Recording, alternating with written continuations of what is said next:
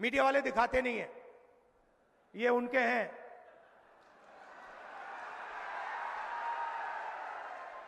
अच्छा, मजे की बात है, जब मैं कहता हूं ये उनके हैं तो ये मेरी ओर देख के मुस्कुराते हैं, कहते हैं हां हम उनके हैं, आपके नहीं हैं। देखिए मुस्कुरा रहे हैं, देखिए देखिए देखिए, ये देखो, ये ऐसे कर रहा है, देखो। मैं हर मीटिंग में कहता हूं कि 50% की रिजर्वेशन की जो दीवार है उसको हम तोड़ के परे कर देंगे। लोकसभा में मैंने नरेंद्र मोदी जी के सामने बोला कि 50% की जो रिजर्वेशन की दीवार बना रखी है, जिसको आप नहीं तोड़ना चाह रहे हो, उसको हम लोकसभा में तोड़ के दिखाएंगे। उनके सामने मैंने बोला मेमोरी लॉस हो गई, मोदी जी कहते हैं राहुल गांधी रिजर्वेशन के खिलाफ है। राहुल गांधी, उनके सामने मैंने बोला कि मैं 50% की जो दीवार है उसे तोड़ने वाला हूं, कांग्रेस पार्टी इंडिया गठबंधन उस दीवार को तोड़ेगी। और मोदी जी का मेमोरी लॉस हो गया, कहते हैं राहुल गांधी तो रिजर्वेशन के खिलाफ है। अगली मीटिंग में कहेंगे कि राहुल गांधी जाति जनगणना के खिलाफ है। मैंने उनके सामने बोला मोदी जी जाति जनगणना कराइए, देश को पता लगना चाहिए कितने दलित हैं, कितने आदिवासी हैं, कितने पिछड़े वर्ग के लोग हैं। देश को पता लगना चाहिए कि इनकी भागीदारी कितनी है। आबादी आप समझो, आप ताली बजा रहे हो मगर बात समझो। मैं 1 साल से हर भाषण में यह कह रहा हूं, मीडिया वाले दिखाते नहीं है, ये उनके हैं।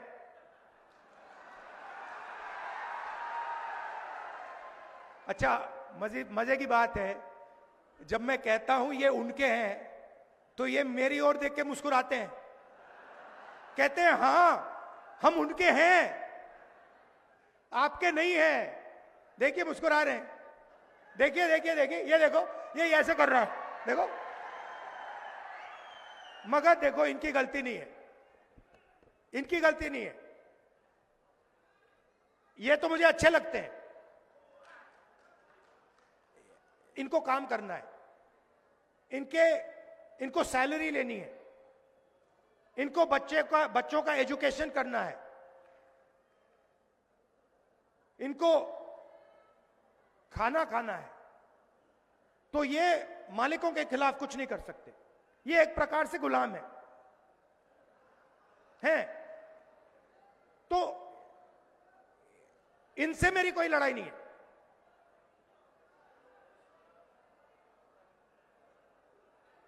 मगर ये हमारी बात कभी नहीं दिखाएंगे, 24 घंटा मोदी जी का चेहरा दिखाएंगे, हमारा भाषण कभी नहीं दिखाए। जैसे अभी मैंने बोला नरेंद्र मोदी जी का मेमोरी लॉस हो गया, ये कभी नहीं बताएंगे, सवाल नहीं उठता।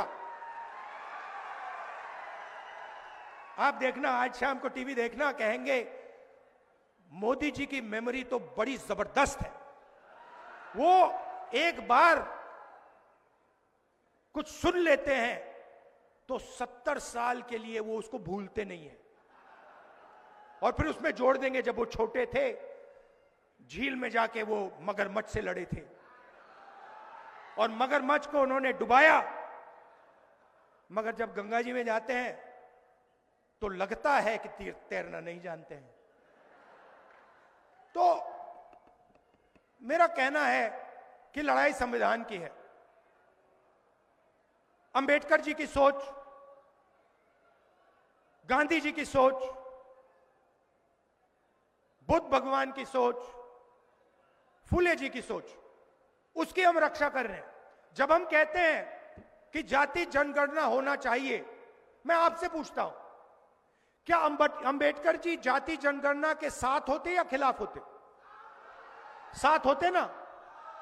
फूले जी साथ होते खिलाफ होते? बुद्ध भगवान साथ होते खिलाफ होते? नारायण गुरु, बसवना, महात्मा गांधी साथ होते खिलाफ होते? नरेंद्र मोदी खिलाफ है। नरेंद्र मोदी जाति जनगणना के खिलाफ है, क्योंकि अगर खिलाफ नहीं होता तो 5 साल 7 साल पहले वो इसको करवा देता। मगर नरेंद्र मोदी नहीं करवाना चाहता है, और आज मैं आपको ये बताने आया हूं क्यों। आपकी आबादी, पिछड़ों की आबादी 50% है कम से कम, दलित 15, आदिवासी 8, माइनॉरिटी 15, जोड़ दो तो 90% हो जाता है। और 90% आपकी आबादी है। जीएसटी आप देते हो। ये जो हमारी बहनें हैं, जब आप साड़ी खरीदते हो तो आप 18% जीएसटी अपने जेब से देती हो। जब आप कुछ भी खरीदते हो उसमें ऑटोमेटिकली जीएसटी लग जाता है। अगर आपने अपनी बेटी के लिए एक साड़ी खरीदी, आप 18% जीएसटी देती हो। अगर वही साड़ी अरबपति अदानी ने खरीदी तो वो भी 18% जीएसटी देगा, वो 19% नहीं देगा। जितनी आप देते हो उतनी वो देता है। और ये सारी की सारी जीएसटी इकट्ठा होती है, दिल्ली जाती है, और वहां पे बजट का निर्णय लिया जाता है। आपने देखा होगा सीतारमन जी सूटकेस लेके आती हैं पार्लियामेंट हाउस में, देखा ना आपने। महाराष्ट्र में दूसरा सूटकेस लेके आते हैं एमएलए वाला, वहां पे छोटा सा सूटकेस होता है, यहां पे बहुत बड़ा होता है। छोटा सा सूटकेस लेके जाती हैं और बजट पेश करती हैं। तो मैंने पता लगाया कि ये जो बजट है आपके जीएसटी का बजट, इसको कौन बनाता है। पता लगा कि 90 अफसर इस बजट को बनाते हैं। 90 अफसर सारे के सारे फाइनेंशियल निर्णय लेते हैं।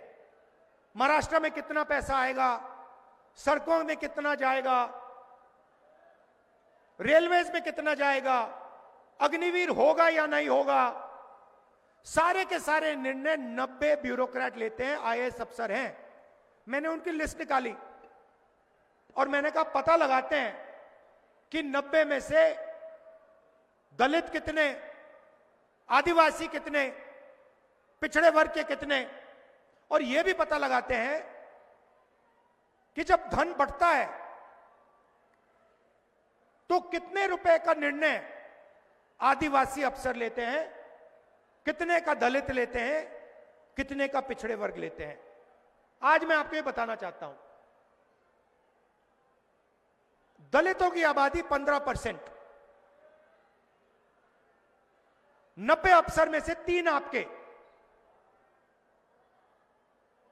और 3 अफसर अगर बजट में 100 रुपए बढ़ता है तो 3 अफसर पूरा मिलाकर 100 में से 1 रुपये का निर्णय लेते हैं। दलितों की आबादी 15%,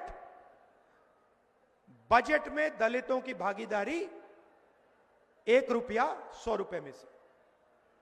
आदिवासी 8% आबादी, 100 रुपए में से 10 पैसे का निर्णय ये लेते हैं। आबादी 8%, भागीदारी 100 रुपए में से 10 पैसा। और पिछड़े वर्ग के कम से कम 50% आपकी आबादी है। 3 अफसर हैं आपके 90 में से, छोटे छोटे डिपार्टमेंट दे रखे हैं। और अगर आप ओबीसी अफसर को जोड़ दें तो 100 रुपए में से 5 रुपए का निर्णय ओबीसी अफसर लेते हैं। मतलब अगर आप दलित, आदिवासी और पिछड़े वर्ग को जोड़ दें